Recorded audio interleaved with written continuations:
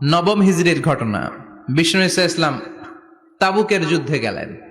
বিশ্বনবী তাবুকের ময়দানে আসছে শুই না কাফের মুশরিকের আন্ডা বাচ্চা সব দৌড়।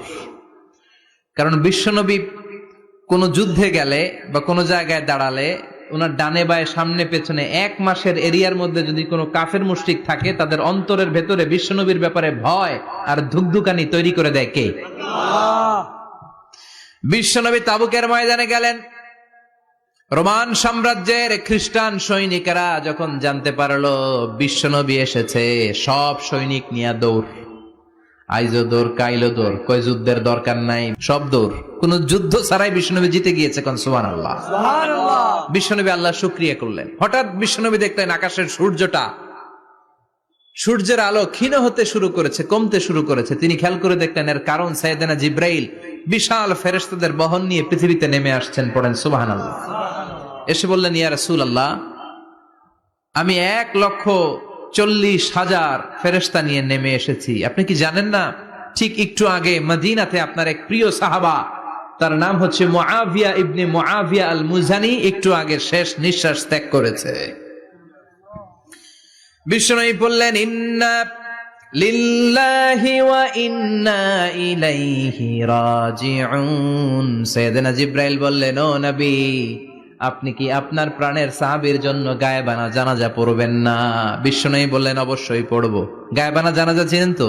এটা পড়া কিন্তু সুন্নাহ। সামনে লাশ নাই, কিন্তু আমি ইমাম, সবাই দাঁড়ালেন পেছনে, আল্লাহু আকবার 4টা তাকবীর দিয়ে আমরা নামাজ পড়লাম, মৃত ভাইয়ের জন্য দোয়া করলাম। এটার বলে গায়েবানা জানাজা। সুবহানাল্লাহ পড়েন। বিশ্বনবী বললেন, অবশ্যই পড়ব। সাহাবীদের মধ্যে ঘোষণা দিলেন, ও সাহাবারা, তোমাদের ভাই মুআবিয়া ইবনে মুআবিয়া আল মুজানি কিছুক্ষণ আগে মদিনাতে ইন্তেকাল করেছে। তোমাদের ভাইদের জন্য সবাই বাইরে বের হয়ে আসো, এই মাত্র আমরা এই মুহূর্তে আমরা গায়েবানা জানাজা পড়ব। বিশ্বনবী প্রথম কাতারে দাঁড়ালেন। হাজার হাজার সাহাবারা লাইন ধরে দাঁড়ালো। সাইয়েদনা জিব্রাইল 1,40,000 ফেরেশতা নিয়ে সাহাবাদের পেছনে 2টা লাইনে দাঁড়িয়ে গেলেন। প্রথম লাইনে 70,000, দ্বিতীয় লাইনে আরো 70,000, 1,40,000 ফেরেশতাদের বহর। আর সাহাবারা মিলে আল্লাহু আকবার বলে গায়েবানা জানাজা শুরু করলেন। নামাজ শেষ। বিশ্বনবী তো অবাক, ঘটনা কি? কোন সাহাবীর গায়েবানা জানাজায় তো ফেরেশতা নামে না আকাশের উপর থেকে।